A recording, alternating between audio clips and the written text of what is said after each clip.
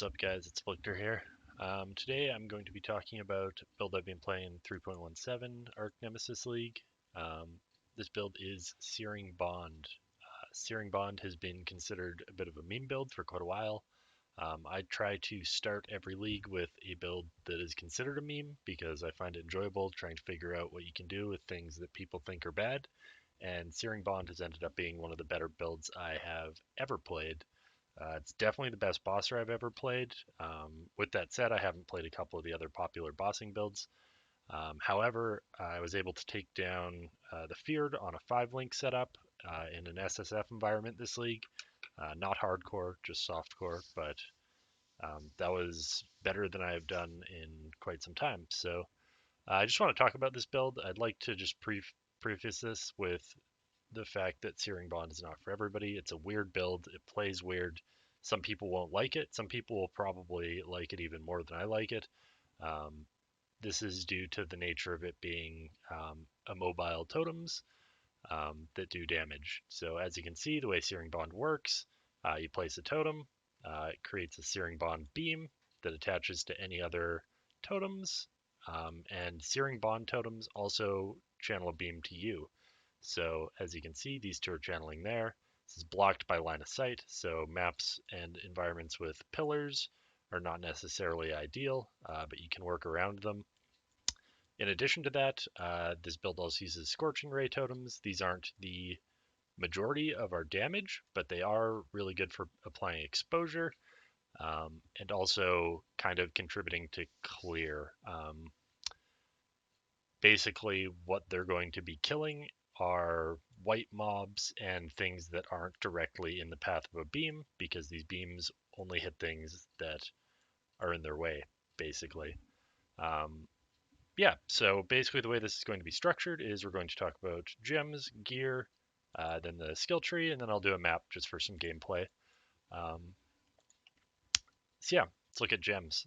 We're obviously using Searing Bond.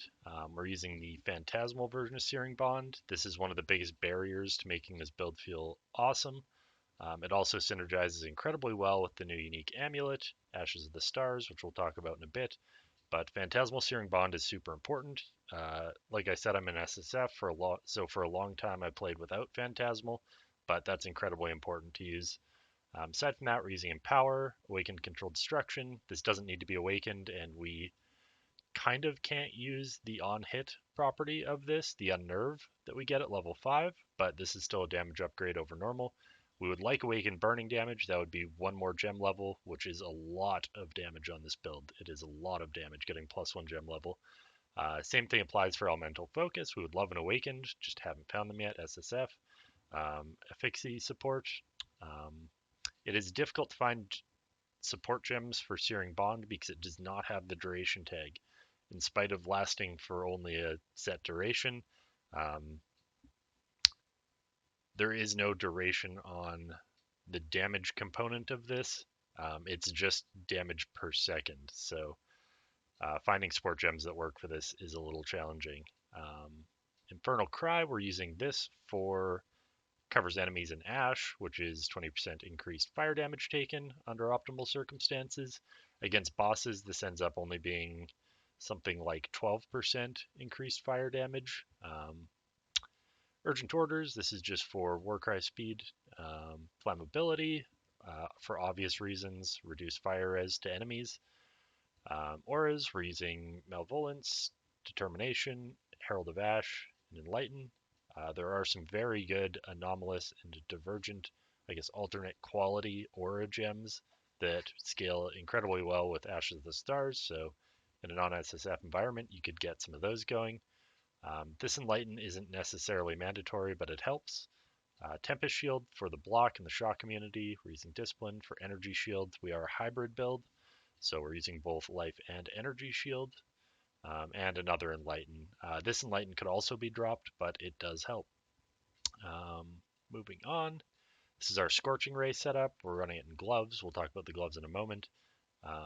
Some of the alt quality Scorching Rays are okay, and you would like to be running a level 21 if you can, using Elemental Focus, Spell Totem, and Controlled Destruction. There are some other options for what you could run here. I actually don't even know if this is optimal.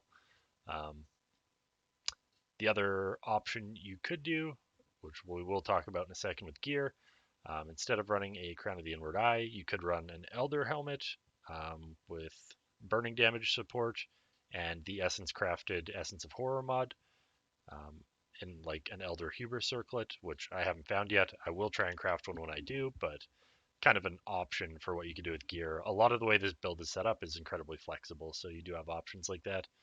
Cast when damage taken Molten Shell. We could be running Ball Molten Shell if we wanted to have it as a defensive tool as well. I run Frostblink. I like Frostblink a lot, and Divergent Frostblink gets incredible scaling for the cooldown recovery rate when you're fighting rare or unique enemies. This can be insanely good for bossing. You get really, really short cooldowns on Frostblink. If you like Flame Dash, just use Flame Dash. Movement skills, whatever you like, use. And we're running Vitality, which also isn't mandatory, but is quite good. Um, if you're short on mana while you're leveling up, you can drop Vitality fairly easily, and it's not going to be a big deal. So that's our gems. Let's move on to gear. So wands. Wands are a little bit difficult to get. We want a +1 wand. Um, if you don't know, +1 wands are incredibly easy to start, and you can make some really good ones. You take any wand. For example, this is an I-87 Opal wand. Sell it to a vendor with 20% quality worth of fire tag gems.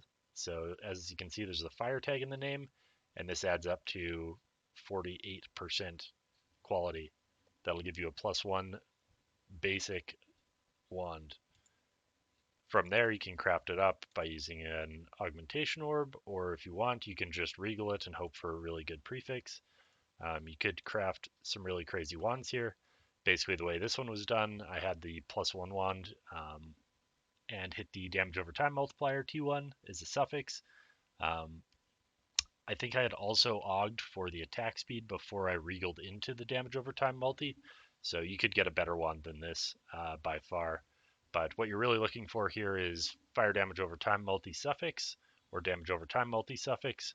If you're shooting for a perfect wand, you'd want the +1 all spell skill gems, +1 fire skill gems wand, but that's incredibly rare and difficult to get in this kind of environment. You'd probably be doing some fracturing at that point, but that would be kind of optimal. You could also have a non-crafted tier of fire dot multi, which can go much higher.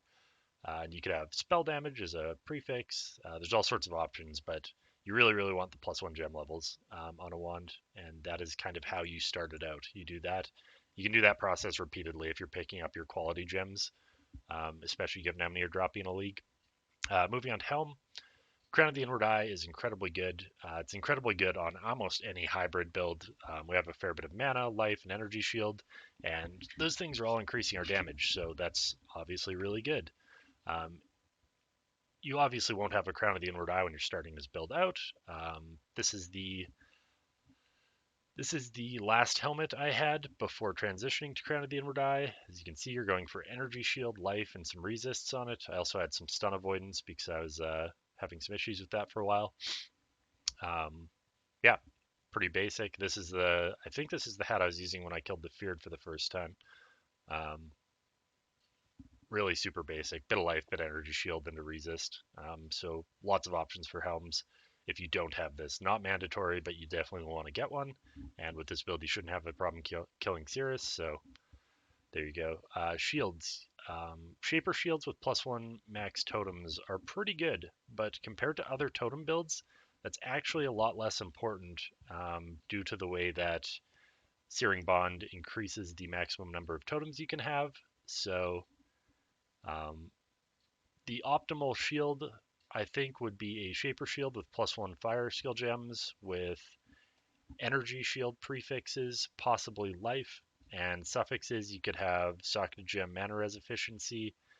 You could have block, spell block, faster start of ES recharge. You could have resists. You could have an aspect skill even. The top end on Shaper shields is incredibly high, and they're also incredibly hard to roll.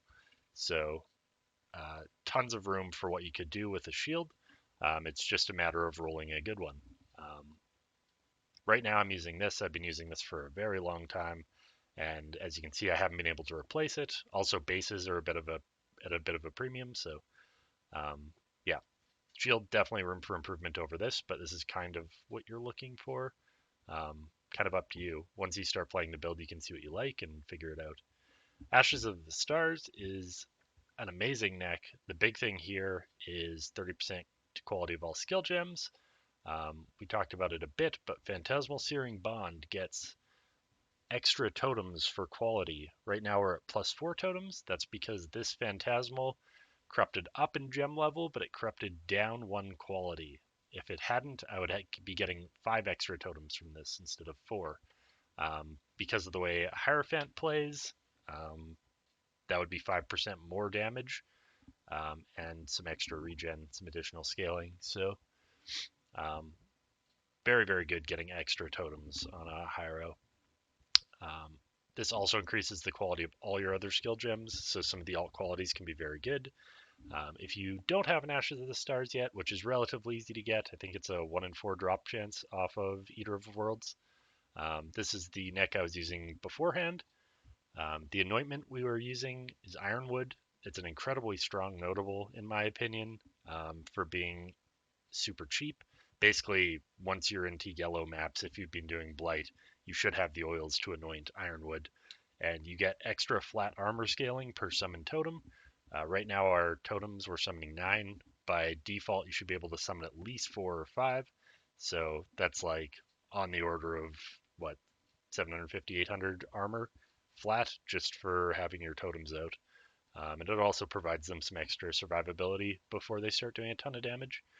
Yeah. Right now I'm running Whispers of Doom.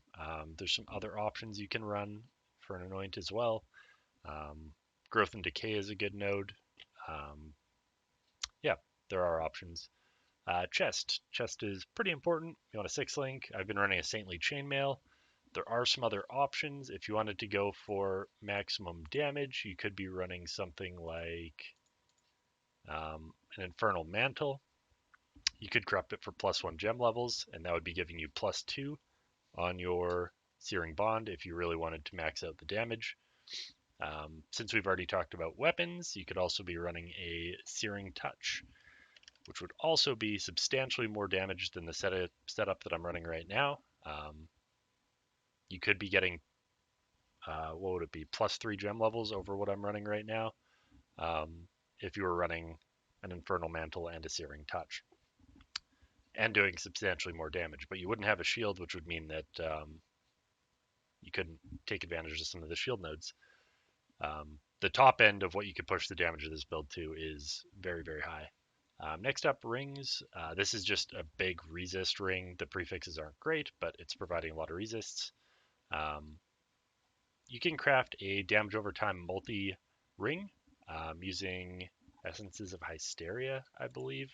I don't have any at the moment, but one of these essences will provide the dot multi suffix. You can see it there, 12 to 15%. That's a lot of dot multi. Ideally, you'd want to finish suffixes on a ring first and sort the prefixes out after when you're doing that.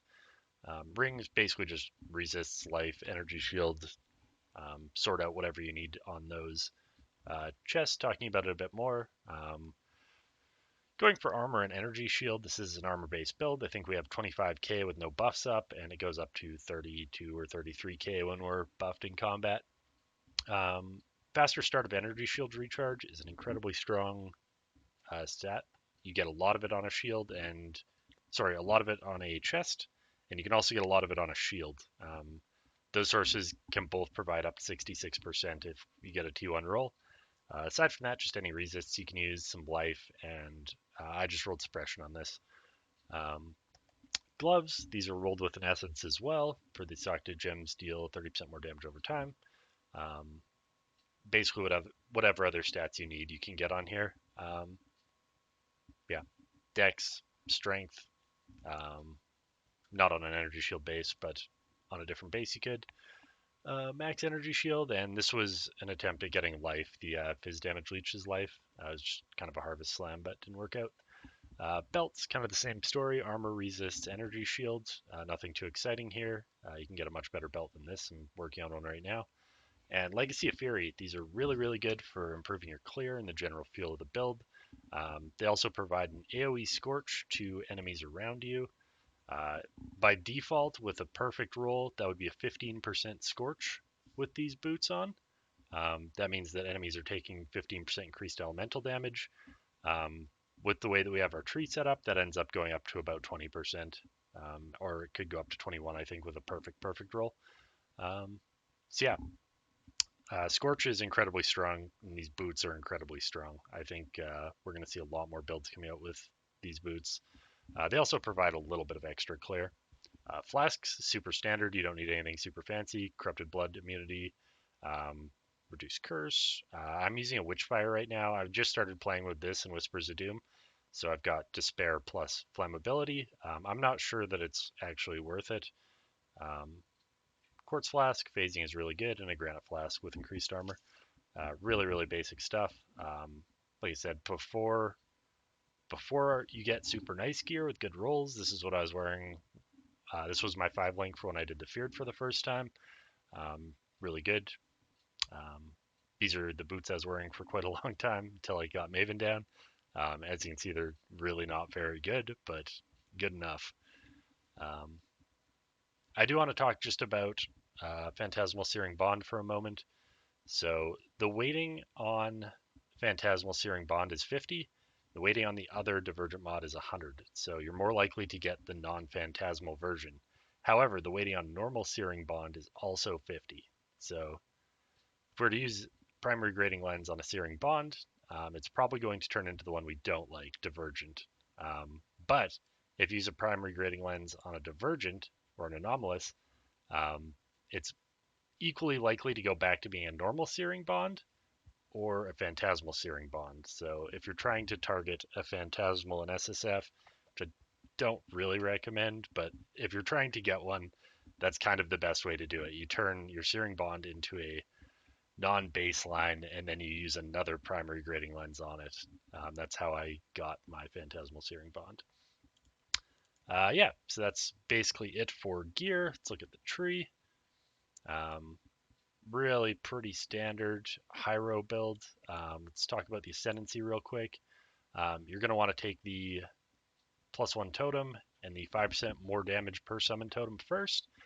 You also get 1% life regen for each summon totem, so that's 9% life regen with what we're running right now. And we also get some mana regen off that. Totem duration, totem placement speed, those are all just good. I like to run Sanctuary of Thought in builds. I think it's an insanely strong node for just running auras, for being able to afford the cost of skills, for being able to get some mana as ES. You also get Transfiguration of Mind for free, so that's good. Yeah, pretty standard Heiro. Other than that, we're taking like armor, energy shield, and life basically through most of the tree. We can use these elemental damage nodes. Masteries, I'd say the reduced curse effect is more important, but this increases to armor applied at ES recharge rate is really good. Watcher's Eye, talk about it briefly. I got super lucky dropping this one somewhat recently. Basically, whatever Watcher's Eye you want to run can be pretty good as long as it provides some benefit. Prior to that, I was running Spell Block with Discipline, which is good. Yeah, if you don't have Watcher's Eye, you can just run a rare jewel there, or you can just not take the jewel slot. What else? So these two nodes provide 60% increased effect of non-damaging ailments. That is taken just to benefit our Scorch, which is a non-damaging ailment. That's what brings it up to 20%, or I think 21% with perfect rolls. Those are just decent nodes for damage. Aside from that, a bit of life. Armor, energy shield, we've got reduced damage from crits here. Totem nodes, you take 2 totem masteries and 2 totem nodes. So this totem node here, you do want the totems taunt enemies. That's a really strong node.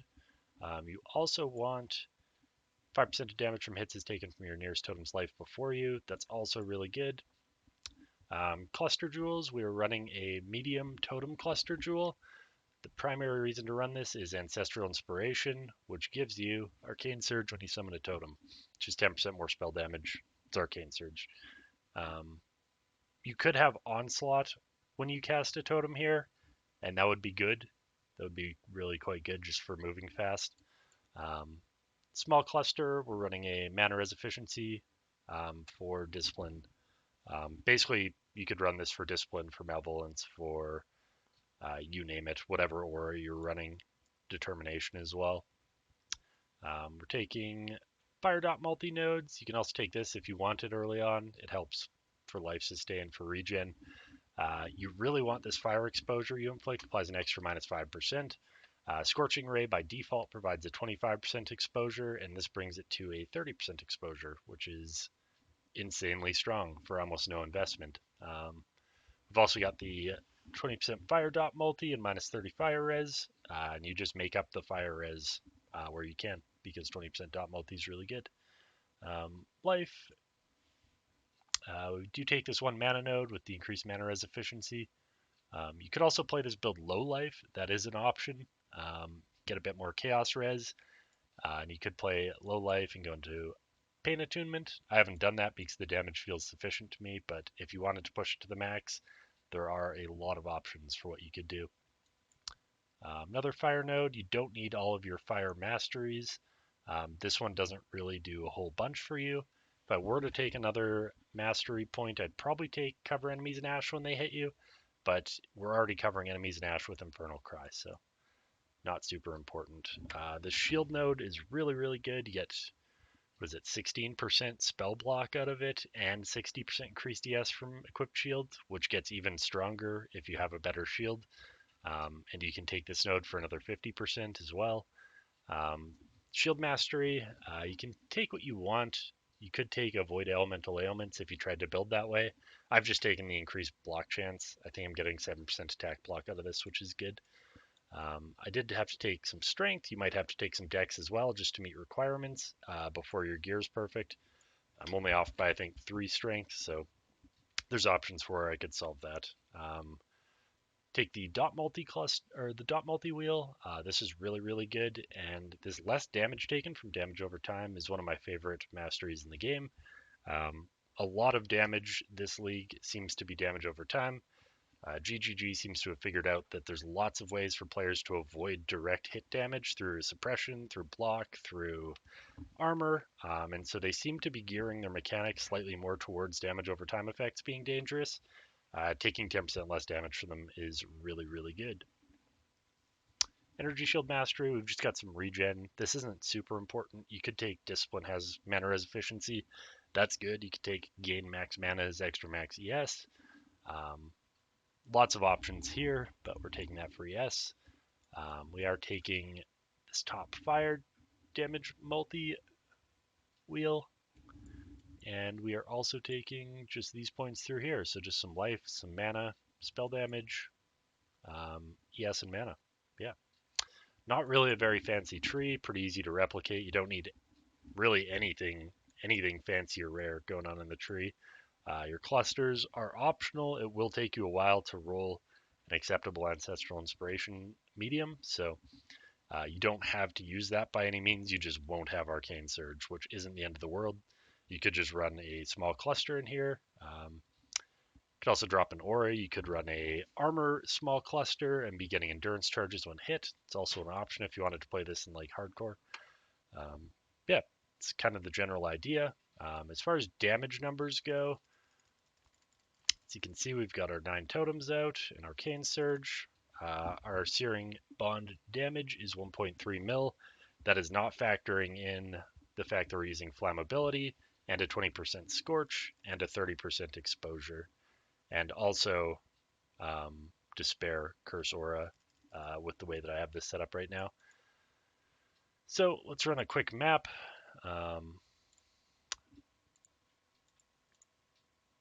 And see some gameplay.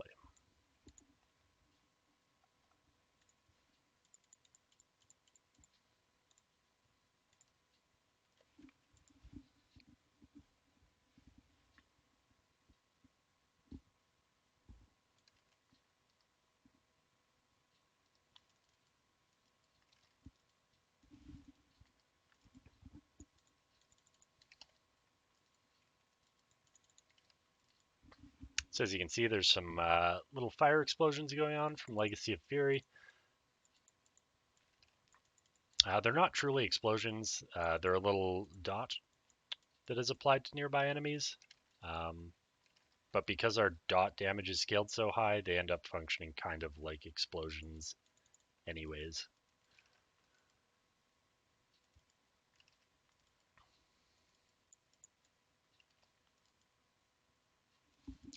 The strongest point about this build, to me, is its bossing potential and just the way that it can control space. You can basically create a no-go zone around things where everything just kind of dies. And it turns out there's actually a lot of mechanics in POE that function like that. There's a ritual that spawns enemies in a confined space. There's harbingers. Strong boxes function that way. A lot of boss fights are in confined arenas where you can just kind of cover the entire arena in Searing Bond beams. One of the things that is a bit awkward about this build is using two different totems. We are dropping Searing Bond totems and Scorching Ray totems. But as you can see, covering the majority of this ritual space with totems.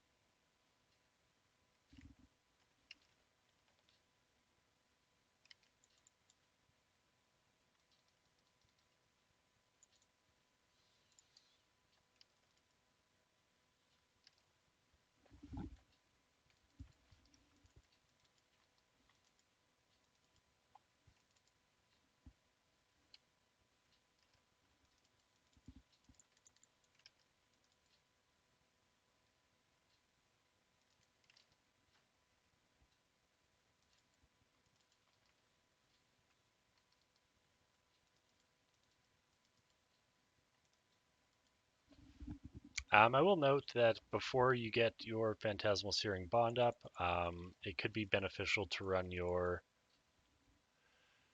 Scorching Ray as your primary damage dealer and not your Searing Bond. It has better coverage, and before you have a bunch of totems shooting beams everywhere, it can be a little awkward to kind of play Searing Bond as your main damage dealing uh, source, I suppose. So yeah, Scorching Ray can carry a fair bit of the weight for you through leveling if you choose to level this way, which I didn't have a big problem with, but I know some people like to go a little bit faster.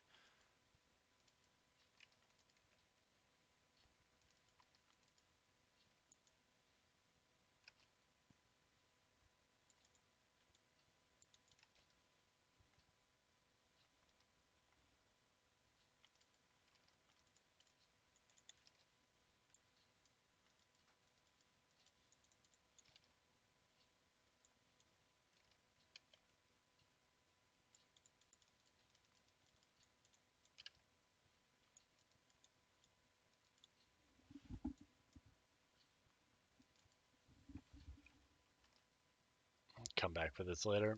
Just bang out the map boss so that you can have a look at how it does against some chunkier enemies.